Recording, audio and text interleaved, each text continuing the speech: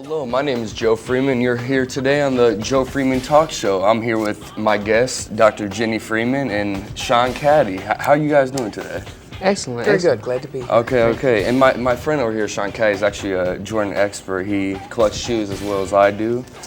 And I got some questions for you. Okay. Yes. What made you fall in love with the Jordan shoe brand? Was it like anything personally? Was it or was it just because it's the hype? What was it for you? Well, when you put the name Jordan, Michael Jordan, Yeah. what else can you say? Greatest basketball player ever. His shoe, I mean, I feel like I'm going to be Jordan one day when I wear his shoes. Yeah. And they keep coming out with them, so I got to get them, you know? Oh, yeah. Any cost. Definitely. Any cost. Yeah, I'd say the same because myself as an avid shoe collector of Jordan, I'd say like the same with you. I used to play basketball. Michael Jordan, was an icon, and to put yourself in some shoes he wore during a game, it makes you feel sort of special and not, so in some type of way, not totally, like you're a celebrity or nothing. Right. Yeah. Okay, so what are some of your favorite retro Jordans and why would you say? Well, the Dub Zeros, they just came out in 2003. It had the laser, the history. So, I mean, who can pass that up? It's an anniversary. So, like I said, Jordan all day. Homework, nah. Basketball, Jordan. That's what I'm about. Oh yeah, most definitely. Same here. Okay, now the Jordan shoe brand has been signing athletes of like Carmelo Anthony, Chris Paul, and stuff. Why do you think those shoes aren't selling as much as the actual old retro Jordans? Why do you think people aren't interested in those? Let me tell you something. You go out to a club and you have some different versions of Jordans. Oh. They gonna let you know your reputation's on the line. Yeah, you understand? Reputation. So. Yeah, you kind of want the original ones. It's okay what they did, but I like the original Jordans because I wore some Carmelos and they let me know on the streets. Oh yeah, they let you know. I don't. So yeah, they're stay original. Yeah, it's Jordans. Sort of like they're not. Yeah, like. They're not knockoffs, like they're not. Of course, they're not knockoffs. They're real Jordans and stuff. But you almost feel if they're knockoffs, because you're like, oh, this is Jordan brand, but I'm wearing someone else's a different toe design, stuff like that. Like it doesn't really have any similarities, to like the retros and stuff like the elephant print and stuff like that. Nothing like that. It doesn't really have any correspondence with that, so that's pretty weird. That's how I felt when I first saw the shoes. Okay, now. Now the prices that they're marketed at, like, how do you feel about that? They're usually the most expensive shoe on the market, like, no matter what. How do you feel about that? Once again, we talking about Jordans.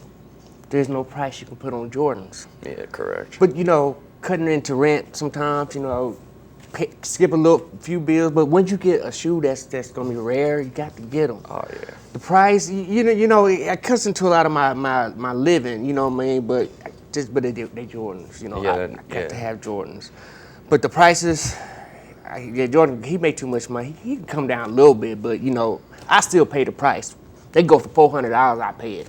Yeah. It's so rare because as we were speaking about earlier, the materials that actually make the shoe, they're no more than $20. That to make the shoe, you would say? Yeah, but I try to blank that out of my mind. Yeah. Because, we paying over 100, 200, so I don't want to focus on that part. I want to focus on how they look on me. Yeah, feel good. Yeah, I definitely hear you. I don't want to think about the prices and stuff. Okay, now the innovations the Jordan shoe brand made. I would say over the past decade, is it just a basketball shoe? Like it went from a basketball shoe to an off-court shoe and stuff like that. How would you feel about that? Don't get caught wearing your Jordans on court. Okay, yeah. No, how do you feel about that? Like the way you can wear them at weddings and stuff like that now. Like, how would you feel about that if I were to wear? You're my mother and everything. How would you feel if I were to wear those Jordan shoes to my wedding? Well, I think it's become part of our culture. It's interwoven, and it's part of our pop culture. And from a sociological perspective, that's where my bend is. and some psychology, but primarily sociology, it becomes part of our culture. It becomes part of pop culture as fashions change. You know, things like being able to wear high-end shoes, basketball shoes also. So how would I feel about you? I think that would be fine. Okay, Yeah. good. I hope, well, appreciate that. You know, you'll have your blessing now. Okay, so Dr. Freeman, how do you think teenagers and children have become addictive to these shoes? Again, from a sociological perspective, what happens is, in every culture, whether it's the United States of America, whether it's Britain, no matter where you are, or the jungles of the Amazon, culture has 4 components. There's language, there's symbols, there are values and norms. And things like the Jordan brand, it becomes a status symbol. Yeah. And as you were sharing earlier, you will forego paying your rent on time, perhaps utilities, when the Jordan comes out. And from what I understand, it comes out fairly often, and it's like a fight to get it. Not maybe literally a fight, but so it ups the ante. That status symbol gets elevated, so that desire ever increases. So what also happens psychologically is you, I don't know if you'd say win that shoe, but you get the shoe. And you feel like you might be better than the next person just because of what's on your It's a feet. status symbol. Yeah. So you feel elevated. Also, your brain gets washed with dopamine, a neurotransmitter. It's a reward system in our brain. And so you feel very good about that. And so, you know, that feels good. It feels a whole lot better than paying your rent. Now, not everyone is like that. Some people are going to prioritize, of course, rent and utility payment over the Jordan brand or anything, or the latest at Forever 21 or the latest scent wherever. But there's a big reward in getting that shoe. Okay, that was a really good answer. Yeah, like, just to go off what you were saying now, why do you think, like, people are so inclined to get the next Jordan that comes out next Saturday rather than, say, pay for rent, you know, or a college bill, you know, or so? Well, here's the thing, a little bit of history. We take for granted when we have multiple televisions, perhaps in our apartments or our homes, or maybe one big TV, whatever. Back in the 60s and 70s, not that long ago, 1960s and 1970s, there was, typically it was middle class, upper class, who had televisions. And there was one television, and they were pretty expensive. And there were only 3 networks, CBS, ABC, NBC, and PBS. And PBS was the public broadcasting. What was advertised on television at that time were household products. And an example of that is, the classic soap opera, Days of Our Lives, Young and the Restless, what have you. The reason they were called soap operas is because they advertised soap. They advertised household products. And so that's why they were called soap operas, because opera, the drama, and everything. So now today, even in the poorest of households, televisions are much less expensive and pretty fancy. They are in our homes. And then media communicates. Never before has media been so much a part of our culture.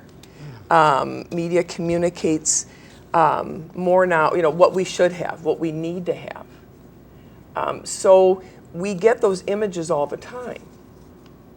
Now today, to go a little further, neuroscience technologies, functional magnetic resonance imaging, MRIs or fMRIs.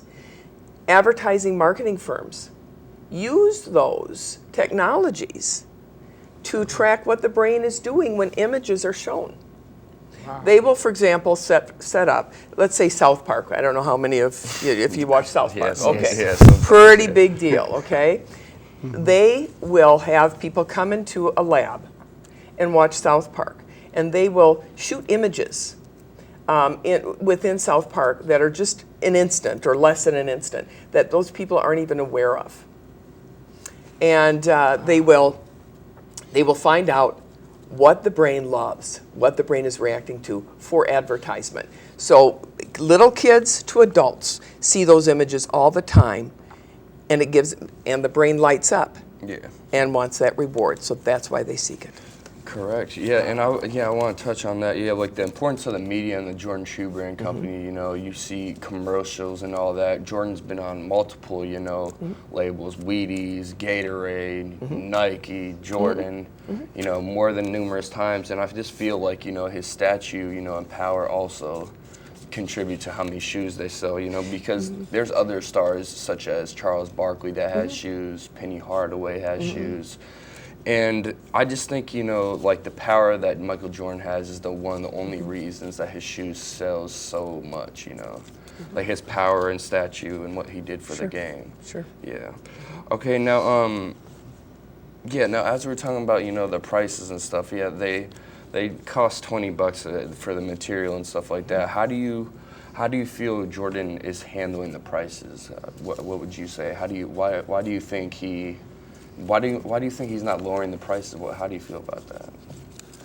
Well, after just hearing what the doctor was saying, it kind of makes me think now, is Jordan really doing this, or is Nike now? Yeah. I think that's well said, if I could interject. I think that's well yes. said. Because every contract, whether it is your rent, wherever you're renting, you sign a lease, everything has a legal aspect. So how much does Jordan really have to do with that anymore regarding pricing?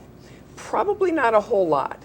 Okay, that makes sense, because Jordan is a branch off Nike. Nike owns Jordan, as you know. Right. So I'm guessing there probably is a marketing team that takes over the prices rather than Jordan himself.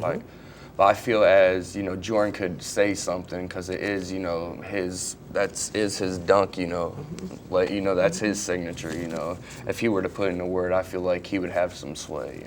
But I just don't feel like he is motivated to do so. He doesn't really care much. He is That could be it, and it could also be the legal aspect of it. It's the media, advertising, marketing is very, very influential in our country and in many countries like us. Okay, for sure. Let me get on to this next. Now, how are the materialistic things like the Jordan brand affect our children and how they perceive what's really important in life?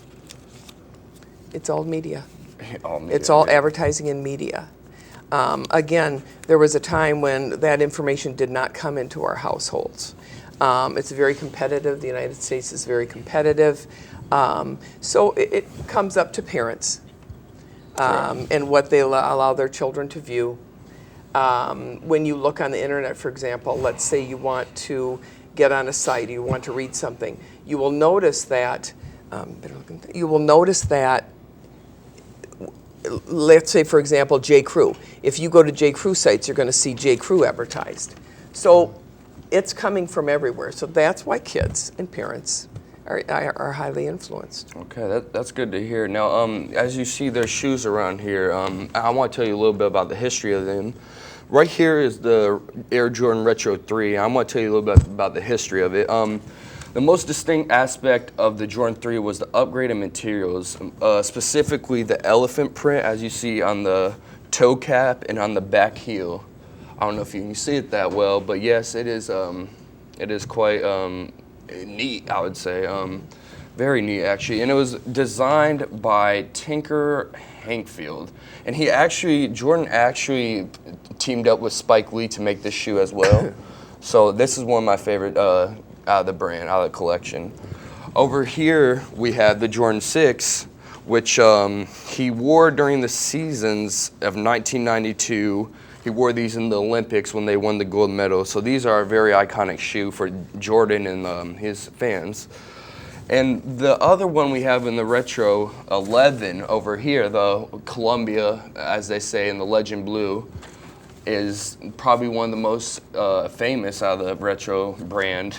And you can see people wearing those at weddings, restaurants, big events and stuff like that. So I just wanted to give you a little history about all these. My name is Joe Freeman. This is the Joe Freeman Talk Show. I'm here with my guest, Jenny Freeman, and Dr. Sean Caddy. And we're going to finish things up. Until next time.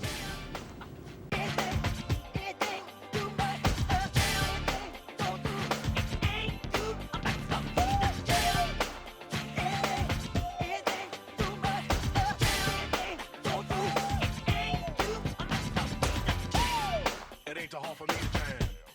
It ain't too hard for me to jam. It ain't too hard for me to jam. It ain't too hard for me to jam. It ain't too hard for me to